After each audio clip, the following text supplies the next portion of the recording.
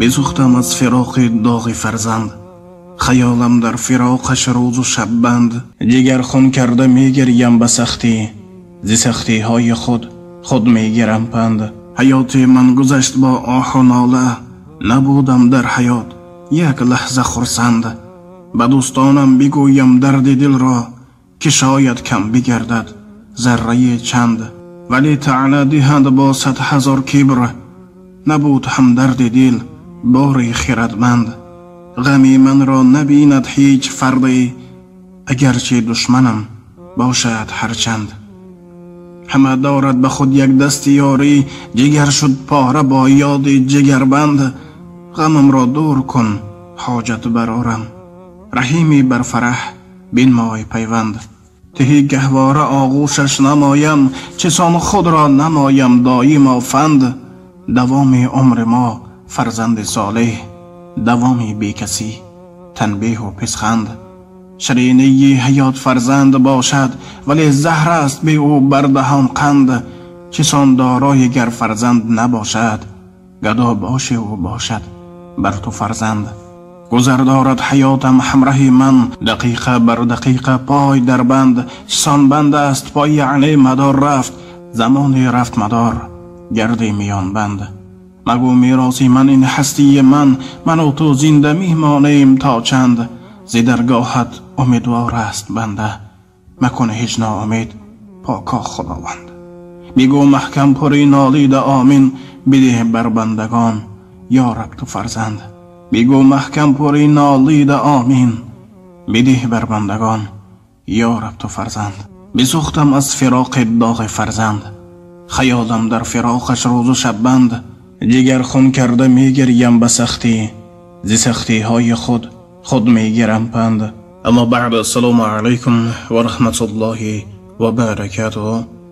پدران، مادران، برادران و خواهران اهل اسلام من، این شعری که در بالا شنیدین برای اون برادران و خواهرانی که الحال در داغ بی فرزندی می سوزند بخشیده شده.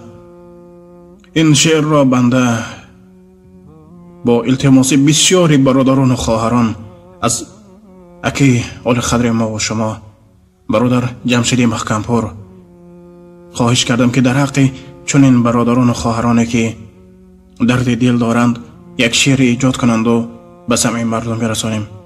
و البته الله سبحانه و تعالی برادر ما که جمشید محکمپور را در حفاظت خودش نگه دارد و قلم بار را و عمر دراز و برکات، بخت و سعادت فرزند دیدن را و فیض و برکات در زندگی نصیب روزی گرداند. واقعا این یک سنجش الله سبحانه و تعالی که چون در سبت های پیشینه گفتیم هستند اون بنده هایی که الله سبحانه و تعالی با آنها 5-6 فرزند نصیب کرده و لیکن از عهده تربیت فرزند نمی برایند و اون نعمت اللهی که یک نعمت پاک بی‌بهایی که الله تعالی نصیب کرد بازخانهای حرامی و لعنت و غیره و هاکذا دشنام میکنند. در اون حالی که هستند بسیارند اون انسانهایی که در زیر اون نبوده که درباره بی فرزندی گذاشته بودیم گفتند امید رحمت من 20 سال است که در داغ فرزند می سوزم، من 12 سال است که در داغ فرزند می سوزم.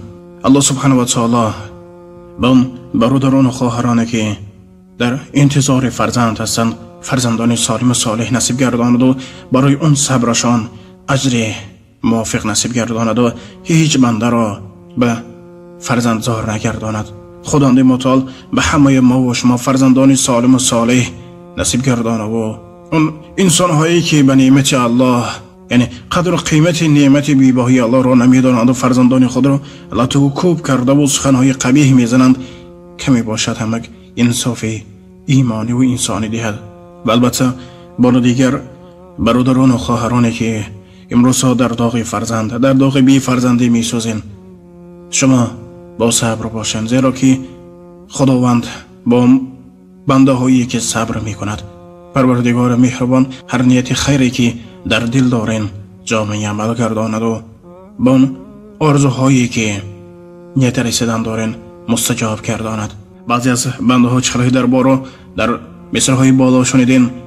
به دوستانم بگویم درد دل را، که شاید کم بگردد ذره چند. ولی طعنه دهند با 100,000 کبر، نبود هم درد دل باری خردمند. در حقیقت هستند اون انسان‌هایی که وقتی اگر این یا آن دوستش فرزند نداشته باشد فکری آخرت را نمی کند و یک بنده خدا را که دیگر پاره شده است او را ایزا داده و سرخم می کند، در آن حالی که دهنده هم الله و گیرنده هم الله.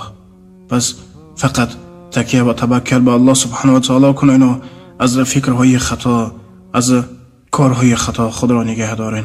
خداوند متعال هر گناه صغیر و کبیر هر یک ما و شما را مغفرت گردانه و از خیانت به همسر، از خیانت به شوهر نگه دارد و برای راست اهدنا الصراط المستقیم هدایت فرماید.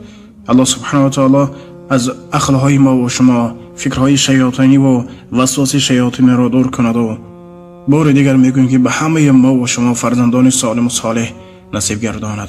و السلام علیکم و رحمت الله و برکاته.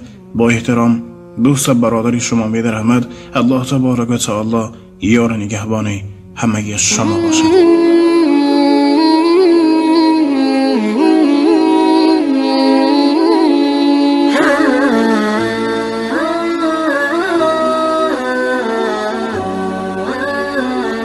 Oh